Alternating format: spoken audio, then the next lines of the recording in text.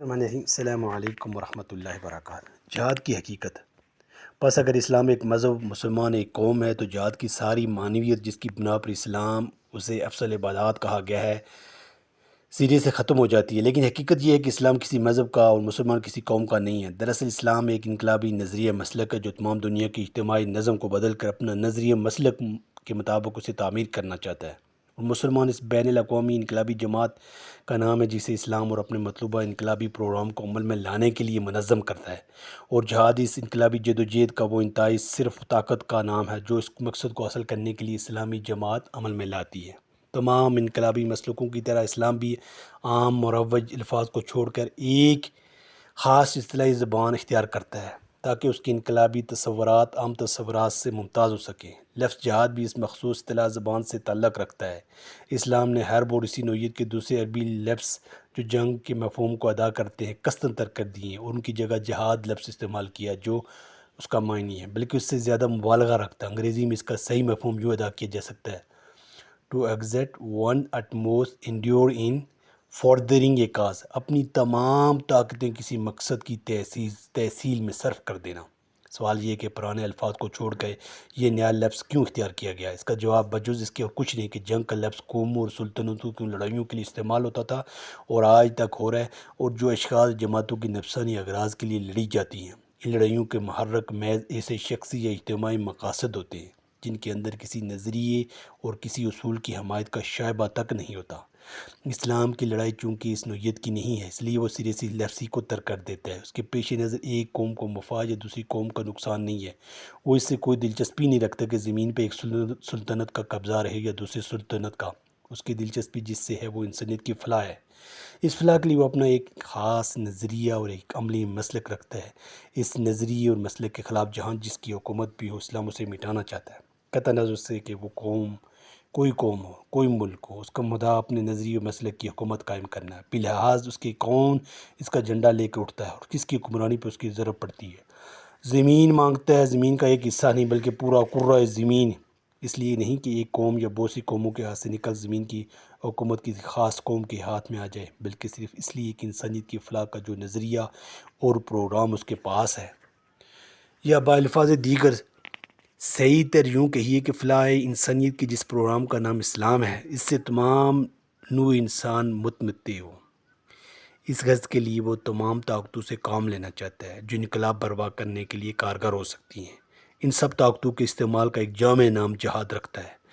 زبان و قلم کے زور سے لوگوں کے نقطہ نظر کو بدلنا اور ان کے اندر ذہنی انقلاب پیدا کرنا بھی جہاد ہے۔ تلوار کے زور سے پرانے ظالم نظام زندگی کو بدل دینا اور نیا عادلانہ نظام مرتب کرنا بھی جہاد ہے، اور اس راہ میں مال صرف کرنا اور جسم سے دوڑ دھوپ کرنا بھی جہاد ہے، فی سبیل اللہ کی لازمی قید۔ لیکن اسلام کا جہاد نرا جہاد نہیں ہے، جہاد فی سبیل اللہ ہے۔ فی سبیل اللہ کی قید اس کے ساتھ ایک لازمی قید ہے۔ یہ لفظ بھی اسلام کی ایک مخصوص اصطلاحی زبان سے تعلق رکھتا ہے۔ جس طرح ابھی ہم نے یہ دیکھا ہے، اس کا لفظی ترجمہ رائے خدا میں اس ترجمے سے لوگ غلط فہمی میں پڑ گئے اور یہ سمجھ بیٹھے کہ زبردستی لوگوں کو اسلام کے مذہبی عقائد کا پیرو بنانا جہاد فی سبیل اللہ ہے، کیونکہ لوگوں کے تنگ دماغوں میں رائے خدا کا کوئی مفہوم اس کے سوا نہیں سما سکتا، مگر اسلام کی زبان میں اس کا مفہوم بہت وسیع ہے۔ خیر وہ کام جو اجتماعی فلاح و بہبود کے لیے کیا جائے اور جس کے کرنے والے کا مقصد اس سے خود کوئی دنیاوی فائدہ اٹھانا نہ ہو بلکہ محض خدا کی خوشنودی حاصل کرنا ہو، اسلام ایسے کام کو فی سبیل اللہ قرار دیتا ہے۔ مثال کے طور پر اگر آپ خیرات دیتے ہیں اس نیت سے کہ دنیا میں مادی یا اخلاقی طور پر اس کے خیرات کا کوئی فائدہ آپ کی طرف پلٹ کر آئے تو یہ فی سبیل اللہ نہیں ہے۔ اگر خیرات سے آپ کی نیت یہ ہے کہ غریب انسان کی مدد کر کے آپ اللہ کی خوشنودی حاصل کریں تو یہ فی سبیل اللہ ہے۔ یہ اسلام مخصوص ہے ایسے کاموں کے لیے جو کامل خلوص کے ساتھ ہر قسم کی نفسانی اغراض سے پاک ہو کر اس نظریے پہ کیے جائیں کہ انسان کا دوسرے انسانوں کی فلاح کے لیے کام کرنا اللہ کی خوشنودی کا موجب ہے۔ انسان کی زندگی کا نصب العین مالک کائنات کی خوشنودی حاصل کرنے کے سوا کچھ نہیں۔ جہاد کے لیے بھی فی سبیل اللہ کی قید اسی غرض کے لیے لگائی گئی ہے۔ اس کا مطلب یہ ہے کہ کوئی شخص یا گروہ جب نظام زندگی میں انقلاب برپا کرنے اور اسلامی نظریے کے مطابق نیا نظام مرتب کرنے کے لیے اٹھے تو اس قیام اور اس سربازی جان نثاری میں اس کی اپنی کوئی نفسانی غرض نہ ہو۔ اس کا مقصد ہرگز نہ ہو کہ کیسر کو ہٹا کر وہ خود کیسر بن جائے، اپنی ذات کے لیے مال و دولت یا شہرت، ناموری یا عزت و جاہ حاصل کرنے کا شائبہ تک اس کی جدوجہد کے مقاصد میں شامل نہ ہو۔ اس کی تمام قربانیوں، ساری محنتوں کا مدعا صرف یہ کہ بندگان خدا کے درمیان ایک عادلانہ نظام زندگی قائم کیا جائے، اس کے معاوضے میں اسے خدا کی خوشنودی کے سوا کچھ بھی مطلوب نہ ہو۔ الذین آمنوا یقاتلون فی سبیل اللہ والذین کفروا یقاتلون فی سبیل الطاغوت۔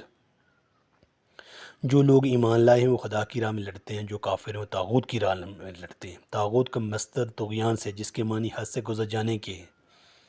دریا جب اپنے حد سے گزر جاتا ہے تو آپ کہتے طغیانی آ گئی ہے۔ اس طرح جب آدمی اپنی جائز حد سے گزر کے غرض کے لیے اپنی طاقت استعمال کرتا ہے کہ انسان کا خدا بن جائے یا اپنی مناسب حصے سے زیادہ فائدہ حاصل کرے، تو یہ طاغوت کی راہ میں لڑنا ہے۔ اس کے مقابلے میں رائے خدا کی جنگ وہ ہے جس کا مقصد صرف یہ ہو کہ خدا کا قانون عدل دنیا پہ قائم ہو، لڑنے والا خود بھی اس کی پابندی کرے اور دوسروں سے بھی اس کی پابندی کرائے۔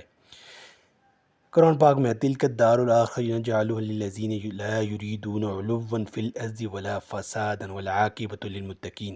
آخرت میں عزت کا مقام تو ہم نے صرف ان لوگوں کے لیے رکھا ہے جو زمین میں اپنی بڑائی قائم کرنا اور فساد کرنا نہیں چاہتے۔ عاقبت کی کامیابی صرف خدا ترس لوگوں کے لیے ہے۔ حدیث میں آیا کہ ایک شخص نے رسول صلی اللہ علیہ وسلم سے دریافت کیا کہ رائے خدا کی جنگ کیا ہے؟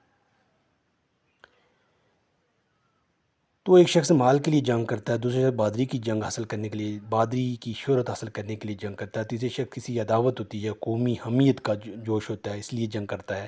اس میں کس کی جنگ فی سبیل اللہ ہے؟ انس صلی اللہ علیہ وسلم نے جواب دیا کسی کی بھی نہیں۔ فی سبیل اللہ تو صرف اس شخص کی جنگ ہے جو خدا کا بول بالا کرنے کے سوا کوئی مقصد نہیں رکھتا۔ ایک دوسری حدیث میں اگر کوئی ایک شخص نے جنگ کی اور اس کے دل میں اونٹ باندھنے کی ایک رسی حاصل کرنے کی بھی نیت ہو تو اس کا اجر ضائع ہو گیا۔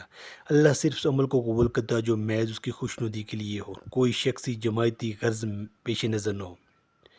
جہاد کی فی سبیل اللہ کی قید اسلامی نقطہ نظر سے خاص اہمیت رکھتی ہے۔ مجرد جہاد تو دنیا میں سبھی جاندار کرتے ہیں، ہر ایک اپنے مقصد کی تحصیل کے لیے پورا زور صرف کر رہا ہے، لیکن مسلمان جس انقلابی جماعت کا نام ہے اس کے لیے انقلابی نظریات میں سے ایک بنیادی نظریہ یہ ہے کہ اپنی جان و مال کھپاؤ، دنیا کی ساری سرکش طاقتوں سے لڑو، اپنے جسم و روح کی ساری طاقتیں خرچ کرو، نہ اس کے لیے دوسرے سرکشوں کو ہٹا کر تم ان کی جگہ لے لو، بلکہ صرف اس لیے کہ دنیا سے سرکشی و طغیان مٹ جائے اور خدا کا قانون دنیا میں نافذ ہو۔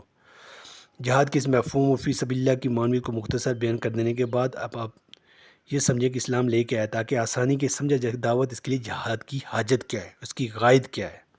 زندگی ایک موقع ہے، کام کریں۔ السلام۔